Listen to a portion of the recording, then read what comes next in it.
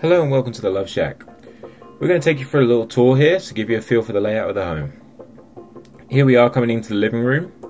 You can see a nice open fireplace, comfy couches, great for relaxing after a day on the hill, skiing or hiking or whatever. You can see there on the right of the shot is some additional dining seating, and on the left there is a bar with fridge and ice machine.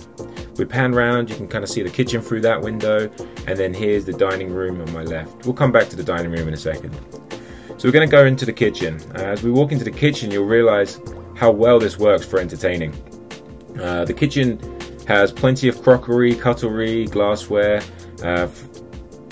for big groups, and whether it's catered or you're cooking yourself, everybody's commented on how well this kitchen works. One of the reasons it works so well is as you come out and you're serving that dinner, here you are right into the dining room.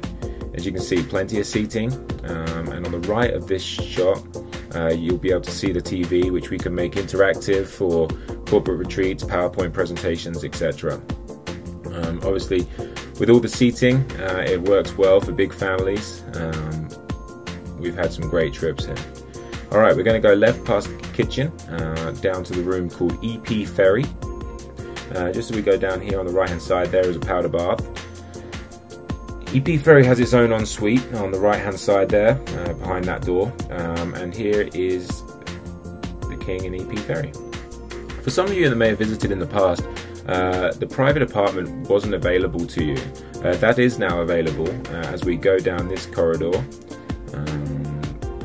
we make a right here past the front door. You can see on the left hand side there's a pull-out couch. We've got two more couches in here, as well as we go in here and see the kitchen with microwave, fridge, coffee machine, and two twin beds.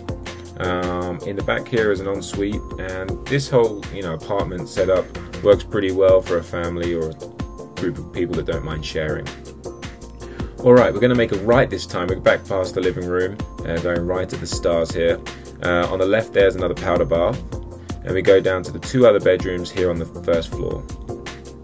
The first floor obviously would work well if people struggle with stairs. This room's called the Connor room. This is a king room, and behind me right now is an ensuite bathroom.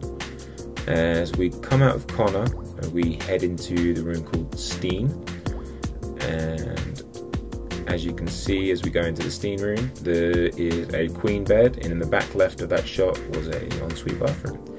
Okay, we're going to go left past the kitchen this time, and we are going to head upstairs.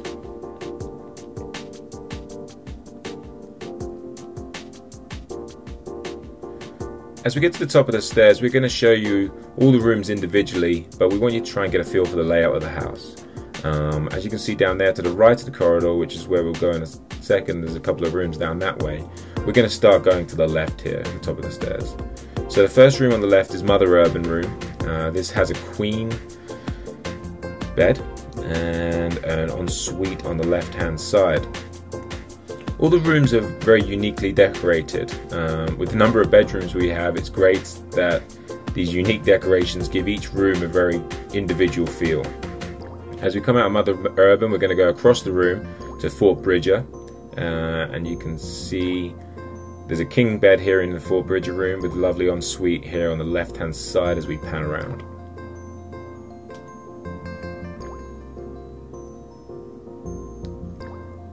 As we come out of Bridger, we're heading still up that corridor. We've got the Kearns room with a queen bed in this room. Again, ensuite bathroom there on the right hand side of my shot, and there's a closet to my right there as we pan past. Opposite Kearns is the Hurst room, and the Hurst is the bunk room. As you can see, there's two sets of bunk beds as well as a queen bed. And here's the ensuite for this room. Okay, we're actually down the other end of the corridor now. We'll give you the whole shot in a minute. But this is the Murphy room. A very unique feel to this one. It's got a kind of miner's cabin feel with the wood paneling. And you can see here there's a queen bed and again an ensuite bathroom. That's actually a little pull-out sleeper sofa if you need additional sleeping room. Okay, this is the wings room. The wings room almost sets up like a suite here with the 2 twin beds and the ensuite in that back right corner. And then as you go through this open doorway, you go into the wings king bed. So as we go back out, you'll get a feel for how it's laid out. The king bed here on the left hand side, the 2 twins as you go through the doorway, and in the back left there we have the bathroom.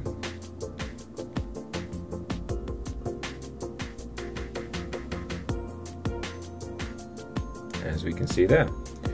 Okay, as we go out of the wings room, we're going to go into a room called Jedediah Grant.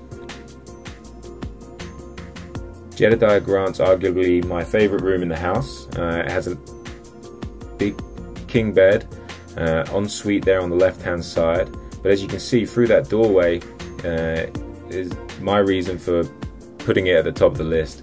You have the sun porch room. Whether it be the morning or the evening, there's some great views of Main Street, as well as just a really nice place to hang out. That does pull out to a queen sofa bed if needed, and that's a sliding door there, so you can divide that up. All right, here we are. We're going to show you where all of these rooms are. I hope you're keeping up. So we're going to go past the wings room. We're coming out of Jedediah Grant.